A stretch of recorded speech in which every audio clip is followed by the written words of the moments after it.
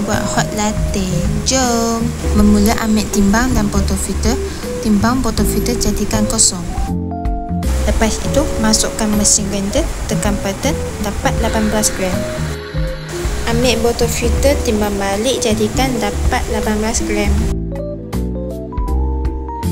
Letak temper mat, gunakan temper, jadikan seimbang. Lepas itu, bersihkan botol filter. Bersih habis, masukkan dalam mesin kopi. Ambil timbang, letak di bawah botol filter, tekan on off. Ambil shortcast, letak di atas timbang. Timbang shortcast, jadikan kosong.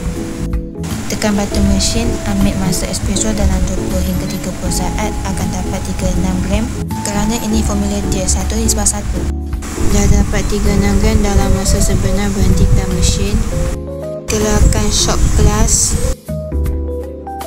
Sama juga keluarkan bertimbang. Keluarkan botol filter, bersihkan botol filter.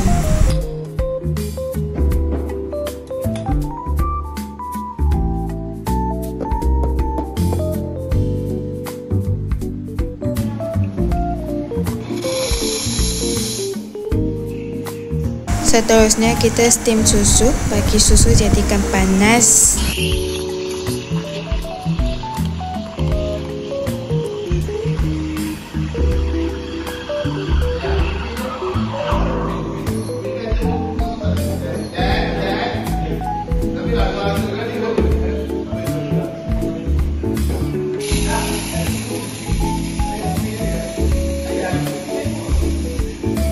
Habis steam susu, ketuk pitcher, bagi buih turun ke bawah.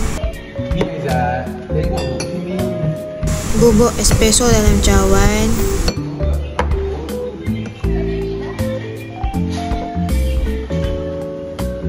Dan bubuk susu akan jadi hot latte.